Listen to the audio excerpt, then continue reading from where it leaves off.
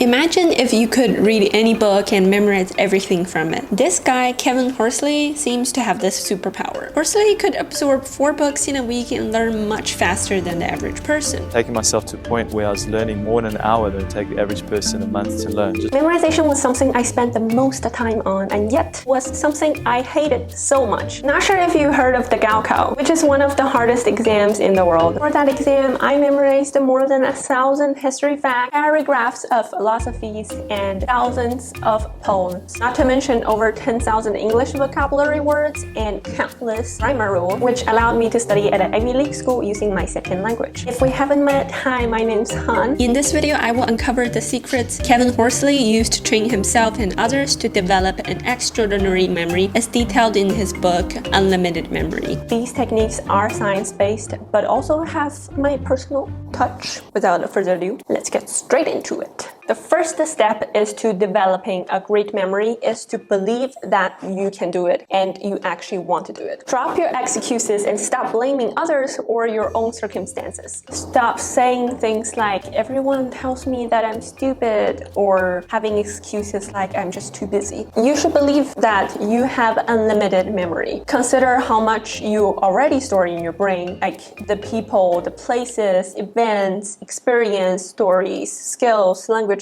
Because that's a lot of information you have stored in your brain. And you should realize that you can store much more. To unlock the unlimited memory, there is actually a method that he called the 4 C's. The first C is concentration. So in order to have an outstanding result, you need a period of deep concentration. Just like how you build muscles in the gym, you can build your concentration muscles in your head. And the key to concentration is to be fully present in a calm, peaceful state of mind. You will learn and retain information better when you're clear on 3 things. The first thing is purpose. You should remember why you're learning something so you will feel more engaged with the information. What's your purpose here? Why you're trying to memorize this? The second one is interest. People will naturally pay more attention to what's interesting. So make whatever you're trying to memorize, either it's like super boring data or dry data, you can make them interesting by linking it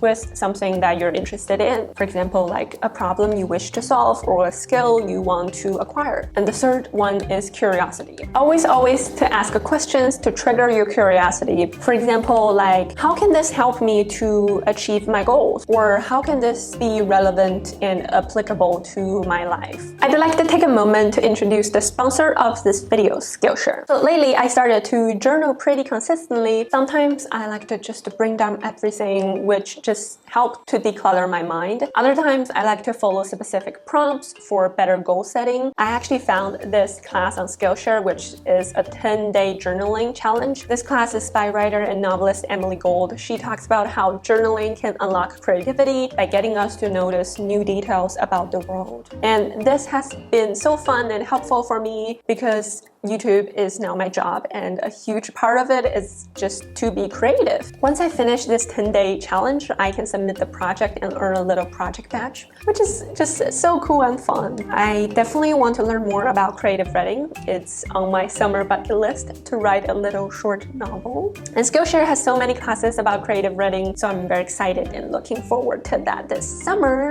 If you're like me and love to learn new things and invest in self-growth, I highly recommend give Skillshare a try. Skillshare is this wonderful learning platform where you can learn pretty much anything creative. It has thousands of classes in film, illustration, design, painting, and more. The first 500 people to use the link in my description will receive a 1-month free trial of Skillshare. So get started today. Thank you, Skillshare, for sponsoring this video. The second C is create imagery. It's a myth that photographic memory is an inborn ability that allows you to capture and store mental pictures in perfect details. Photographic memory is actually developed by training your mind to bring information to life using imagination and visualization. And actually, all humans can transform information into mental images or movies. In fact, actually, your brain naturally syncs by projecting data into an internal movie screen. For example, whenever I read a book or a novel, I imagine the characters acting out the scenes in my head. And those images are more memorable than the actual details what's written in the book. Words and sounds are actually less sticky because they're only partial representation of those 3D images. According to neuroscientist John Medina, you only recall 10% of something you heard 3 days later, but you will remember 65% of the picture you see. Sounds aren't as effective as pictures because first, they don't connect as well as other memories in your head. And second, they are sequential, unlike pictures, which can be linked in any direction. Use the C principle to make your mental pictures and videos more sticky and memorable. The first S is senses. Your brain naturally uses multi-scenario experiences to engage with the world around you. So when you think of pizza, you won't just think about what it looks like, but also how it smells and how it tastes. Actually, I'm talking about this, I'm really craving for a pepperoni pizza because it sounds tasty. So when you use all 5 senses, light, sound, smell, touch, and taste, you can experience and remember something more vividly. The second one is exaggeration. Things that are stand out are more memorable. For example, you'd remember a football-sized orange better than just like a regular orange. The third one is energized. Inject humor, color, and action to make the content more vivid and fun. You can also make them behave in unusual ways, like a neon pink horse that's dancing and singing is definitely more memorable just than a normal brown horse that's standing still. The third C is connect concepts. So new data is stored as a short-term memory in our brain. To remember them, you actually must transfer them to your long-term memory in your brain. As a shortcut, you actually can pack new information to your long-term memory using an existing list that you're already familiar with. For example, the car method. So let's try this exercise together. Let's say we need to remember 10 superfoods. And let's see a car in vivid detail. Starting from the front of the car, imagine yourself taking a huge carrot and stabbing it into the bonnet. You found your windscreen, made a granny bread, and think how it's going to spoil your wipers. Inside the car, you're in the driver's seat sitting on squashed blueberries and strawberries, just to feel how gross that is. And you throw eggs at the person in the passenger seat. That person right now for me is my boyfriend. Before you pour nuts and seeds onto your back seat, step out of car to see oranges smeared all over your back windows. Open the boot and see and smell the packet of a stinky fish. You look down to find the back wheels made of sweet potatoes actually. So now replay this scene a few times and you will find it easy to recall all the 10 superfoods in any sequences. And not just the car method, you can use different methods like use the body or location as a storage compartments for different lists. Okay, the last C is continuous use. Enhancing your memory, like any other skill, it requires consistent effort. The average person forgets 82% of what he learned after 28 days. So do regular reviews to refresh your memory and deepen your understanding and create long-term memories. The first 72 hours are the most crucial for memorizing everything.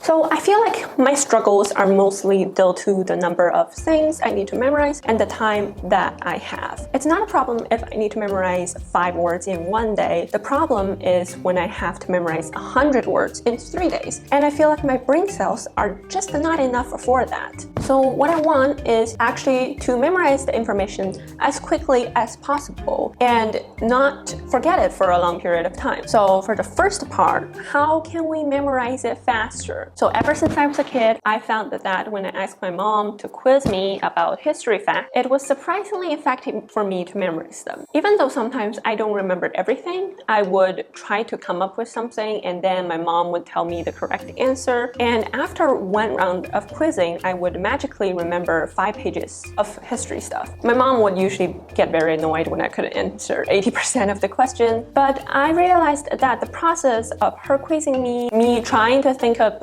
answers on my own and telling her the answers was a really effective way of memorizing. And later in college, I realized that what I've been doing with my mom is actually a study method called active recall, which psychologist has proven to be one of the most efficient ways of memorizing information. So basically, it means instead of passively reading, you answer questions on your own and actively recall and retrieve information from your brain. So after I went to college, I no longer had my mother to help me quiz myself, but I still do this quiz myself thing. And here's a couple ways that you can do active recall as well. You can simply just cover the answer with a ruler, answer the question yourself, and then check the answers. Or you can write your own question sheets. There are also lots of flashcard apps that allow you to make your own flashcards, like Anki and Quizlet. So I memorized everything the night before my exam and used these quizzing techniques up until my senior year of high school. Because the content I needed to memorize ranged from 5 pages to 20 pages to a whole book. The problem became how to memorize all these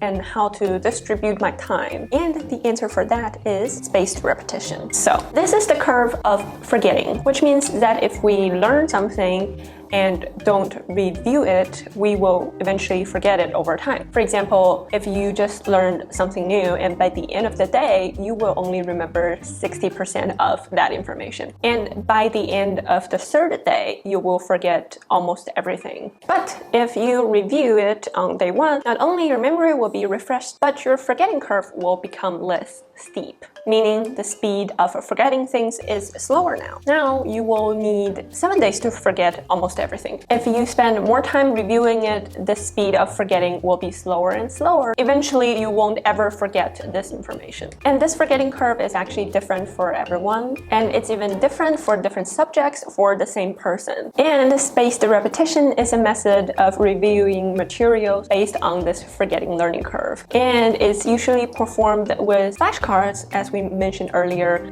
Active recall is one of the fastest way to memorize something. Newly introduced and more difficult flashcards are shown more frequently, while older and less difficult flashcards are shown less frequently in order to exploit the psychological spacing effect. So the use of spaced repetition has been proven to increase the rate of learning. I actually have someone that I want you guys to meet. Everybody, meet her! Oh my gosh, I got a new kitty. Oh, she doesn't want to be here. She doesn't want to be here. I love how cute she is. She's very sweet.